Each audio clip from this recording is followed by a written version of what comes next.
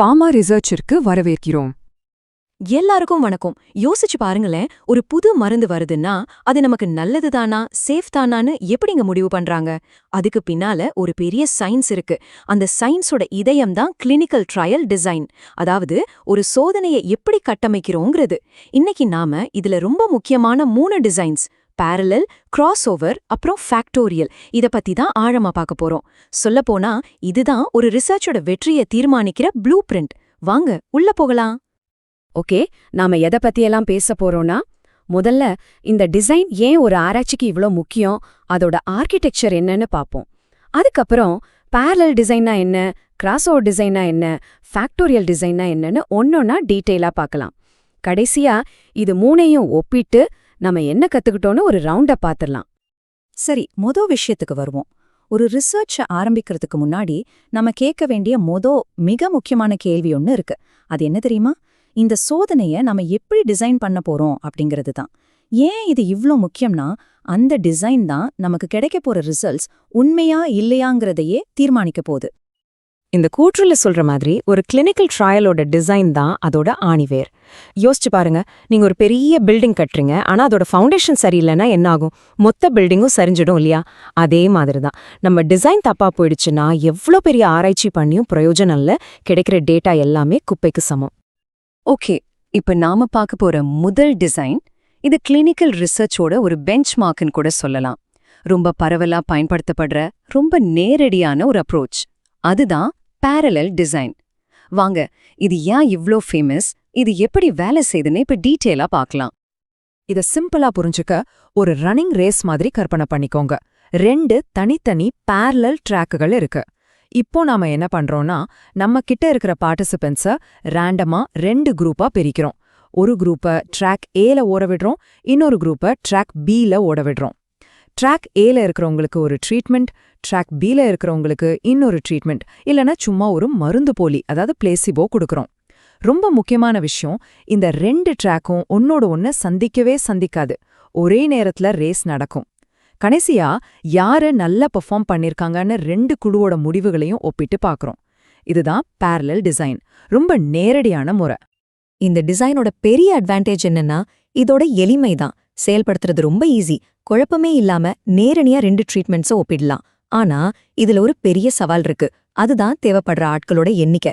பாருங்க, ஒவ்வொரு மனுஷனும் ஒரு தனி உலகம். அதனால குரூப் ஏல இருக்கிறவங்களுக்கும் குரூப் பில இருக்கிறவங்களுக்கும் இயல்பாவே நிறைய வேறுபாடுகள் இருக்கும். இந்த வேறுபாடுகள் எல்லாம் தாண்டி மருந்தால ஏற்பட்ட உண்மையான விளைவை மட்டும் தனியா பிரிச்சு பார்க்கணும்னா நமக்கு ரொம்ப ரொம்ப பெரிய எண்ணிக்கையில பார்ட்டிசிபென்ட்ஸ் தேவைப்படுவாங்க. இதனால சுவாபாவிகமாவே செலவும் நேரமும் ரொம்ப அதிகமாகும். சரி, பேரலல் டிசைன்ல நிறைய ஆளுங்க தேவைப்படுறாங்கன்னு பார்த்தோம் இல்லையா? அந்த பிரச்சனைக்கு ஒரு செம ஸ்மார்ட்டான தீர்வு தான் இந்த கிராஸ் ஓவர் டிசைன். வாங்க, இது எப்படி அந்த சாம்பிள் சைஸ் பிரச்சனையை சமாளிக்குதுன்னு பார்க்கலாம். இங்கதான் ஒரு முக்கியமான வித்தியாசம் வருது. பேரலல் டிசைன்ல நம்ம 2 வேற மனுஷங்க கொண்ட குரூப்ஸை ஒப்பிட்டோம். ஆனா கிராஸ் ஓவர்ல அப்படி இல்ல. ஒவ்வொரு பார்ட்டிசிபென்ட்டுமே அவங்களுக்கு அவங்களே ஒரு கண்ட்ரோல். எப்படின்னா, ஒரே நபர் 2 ட்ரீட்மெண்ட்டுமே எடுத்துக்குவாரு. இதனால என்ன நன்மைனா, ஒவ்வொரு மனுஷனுக்கும் உள்ள தனிப்பட்ட வேறுபாடுகள், அதாவது இண்டிவிஜுவல் வேரியபிலிட்டிங்கிற பிரச்சனையே வராது. இதனால நமக்கு கிடைக்கிற ரிசல்ட்ஸ் ரொம்பவே துல்லியமா இருக்கும். சரி, இது நடைமுறையில எப்படி நடக்குதுன்னு பார்க்கலாம். முதல்ல, அதாவது பீரியட் 1ல பார்ட்டிசிபென்ட்ஸ் ட்ரீட்மெண்ட் ஏவை எடுத்துப்பாங்க. அதுக்கப்புறம் ரொம்ப முக்கியமான ஒரு கட்டம், வாஷ் அவுட் பீரியட். இது ஒரு பிரேக் மாதிரி. இந்த நேரத்துல எந்த விதமான ட்ரீட்மெண்ட்டும் கொடுக்கப்படாது. எதுக்கு இந்த பிரேக்னா, முதல் மருந்தான ட்ரீட்மெண்ட் ஏவோட தாக்கம் அவங்க உடம்புல இருந்து முழுசா வெளியேறணும். அதுக்கப்புறம் தான் பீரியட் 2ல அதே பார்ட்டிசிபென்ட்ஸ் ட்ரீட்மெண்ட் பிஐ எடுத்துப்பாங்க. ஒருவேளை இந்த வாஷ் அவுட் பீரியட் சரியா கணக்கிடப்படலனா, முதல் மருந்தின் தாக்கம் 2வது மருந்தின் முடிவுகளை பாதிச்சு மொத்த ரிசர்ச்சுமே தப்பாயிடும். இந்த கிராஸ் ஓவர் டிசைன்ல நாம கவனமா கையாள வேண்டிய 2 முக்கியமான சவால்கள் இருக்கு. ஒன்னு, கேரி ஓவர் எஃபெக்ட். இதை சிம்பிளா சொல்லணும்னா, நீங்க முதல்ல சாப்பிட்ட மருந்தோட தாக்கம் இன்னும் உடம்புல மிச்சமீதி இருந்து 2வதா சாப்பிட போற மருந்தின் வேலையில குறுக்கிடுறது. வாஷ் அவுட் பீரியட் சரியா இல்லைனா இது நடக்கும். அடுத்தது பீரியட் எஃபெக்ட். அதாவது ஒரு மருந்த முதல்ல கொடுக்கும்போது கிடைக்கிற விளைவுக்கும் அதே மருந்த 2வதா கொடுக்கும்போது கிடைக்கிற விளைவுக்கும் வித்தியாசம் இருக்கலாம். இந்த 2 எஃபெக்ட்ஸையும் நாம ரொம்ப ஜாகிரதையா கையாளணும். அப்போ நாம இதிலிருந்து என்ன புரிஞ்சுக்கணும்னா, கிராஸ் ஓவர் டிசைன் ஒரு பவர்ஃபுல்லான டூல். குறைஞ்ச ஆட்களை வச்சே ரொம்ப துல்லியமான முடிவுகள் எடுக்க முடியும். இதனால செலவும் குறையுது. ஆனா இது எல்லா மருந்துகளுக்கும் செட் ஆகாது.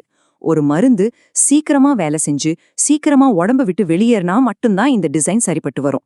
பல மாசங்களுக்கு உடம்புல தங்கி வேலை செய்யற மாதிரியான நீண்டகால விளைவுள்ள மருந்துகளுக்கு இந்த டிசைன் சுத்தமா சரி வராது. ஓகே, இதுவரைக்கும் நாம ஒரு நேரத்துல ஒரு மருந்த இன்னொரு மருந்தோட ஒப்பிடுறத பத்தி பார்த்தோம். ஆனா ஒரே சோதனையில 2-3 மருந்துகளை டெஸ்ட் பண்ணணும்னா என்ன பண்றது?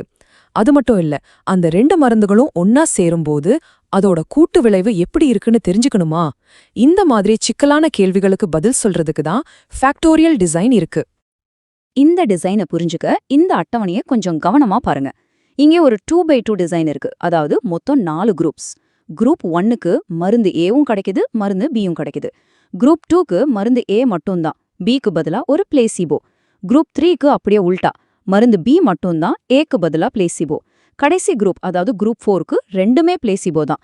இந்த மாதிரி 4ஆ பிரிச்சு டெஸ்ட் பண்றதால மருந்து ஏவோட தனிப்பட்ட விளைவு என்ன, பியோட தனிப்பட்ட விளைவு என்ன, ரெண்டும் சேரும்போது வர்ற விளைவு என்னன்னு எல்லாத்தையும் ஒரே சோதனையில நம்மளால கண்டுபிடிக்க முடியும். இந்த ஃபேக்டோரியல் டிசைனோட உண்மையான சூப்பர் பவரே இந்த இன்டராக்ஷன் எஃபெக்ட கண்டுபிடிக்கிறது தான். இன்டராக்ஷன் எஃபெக்ட்னா என்னன்னா, சில சமயம் ஒன்னும் சேர்ந்தா 2 வராது. அது 11ஆ மாறலாம், இல்லனா 0 ஆகலாம். அதாவது 2 மருந்துகளும் சேர்ந்து அதோட தனிப்பட்ட சக்தியை விட பல மடங்கு அதிக சக்தியை கொடுக்கலாம். அதுக்கு பேரு சினர்ஜி. இல்லனா ஒரு மருந்து இன்னொரு மருந்தின் வேலையை கெடுக்கலாம். அதுக்கு பேரு ஆன்டகோனிசம். இந்த முக்கியமான ரகசியத்தை கண்டுபிடிக்கிறதுக்கு ஃபேக்டோரியல் டிசைனை விட்டா வேற வழியே இல்ல. பாருங்க, இந்த டிசைன் ரொம்ப ரொம்ப எஃபிஷியன்டானது. ஒரே டெஸ்ட்ல பல கேள்விகளுக்கு பதில் கிடைச்சிடும். ஆனா இதுக்கு இன்னொரு பக்கமும் இருக்கு. இதை நடைமுறைப்படுத்துறதும் இதிலிருந்து ஒரு டேட்டாவை அனலைஸ் பண்றதும் ரொம்பவே சிக்கலான விஷயம். நிறைய குரூப்ஸ் சிக்கலான ஸ்டாட்டிஸ்டிக்ஸ்னு தலை சுத்திடும். சரியா பண்ணலனா தப்பான முடிவுகளுக்கு வர்றதுக்கான வாய்ப்பும் ரொம்ப அதிகம். சரி, இப்ப நாம என்ன பண்ண போறோம்னா, இதுவரைக்கும் தனித்தனியா பார்த்த இந்த 3 டிசைன்களையும், அதாவது பேரலல், கிராஸ்ஓவர், ஃபேக்டோரியல், இது 3ஐயும் ஒரே இடத்துல வச்சு நேருக்கு நேரா ஒப்பிட்டு பார்க்க போறோம். இத நம்மளோட புரிதலை இன்னும் நல்லா உறுதிப்படுத்தும். வாங்க, இந்த டேபிள ஒரு கைட் மாதிரி வச்சுக்கிட்டு ஒவ்வொன்றா பார்க்கலாம். முதல் வரிசை மைய கொள்கை. பேரலல் டிசைனோட மையம் தனித்தனி குரூப்ஸ். கிராஸ்ஓவர்ல ஒவ்வொருத்தரும் அவங்களுக்கே கண்ட்ரோல்.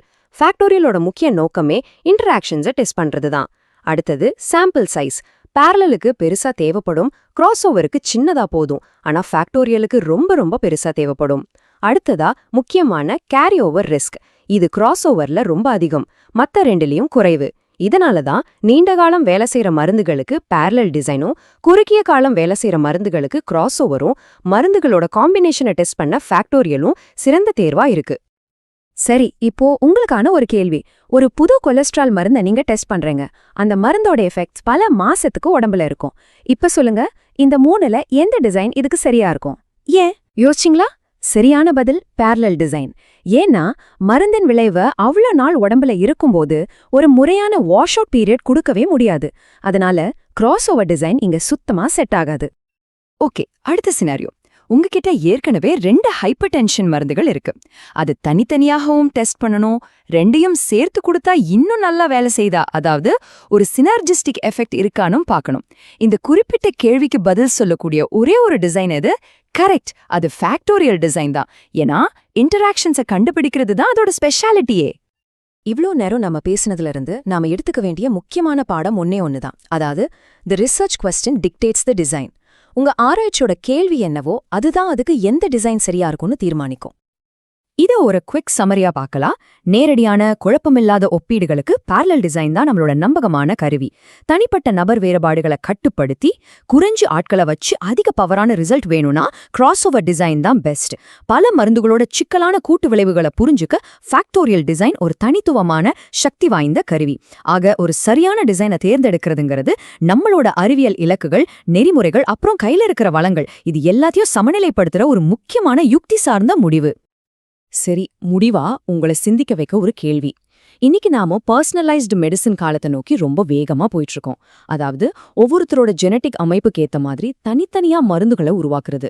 இப்போ இந்த மாதிரி ரொம்ப சின்ன குறிப்பிட்ட மக்கள் தொகைக்கு மருந்துகளை டெஸ்ட் பண்ணும்போது நம்ம இன்னைக்கு பார்த்த இந்த கிளாசிக் டிசைன்கள் போதுமானதா இருக்குமா, இல்ல இதையெல்லாம் இன்னும் மேம்படுத்தணுமா, இல்லனா ஒன்னோட ஒன்னு இணைச்சு புது டிசைன்களை உருவாக்கணுமா? இதுதான் அடுத்த தலைமுறை ஆராய்ச்சியாளர்கள் சந்திக்க போற ஒரு பெரிய சவால். இந்த ஆழமான பயணத்தில் எங்களுடன் இணைந்ததற்கு நன்றி. ஃபார்மா ரிசர்ச், உங்கள் கற்றல் துணை.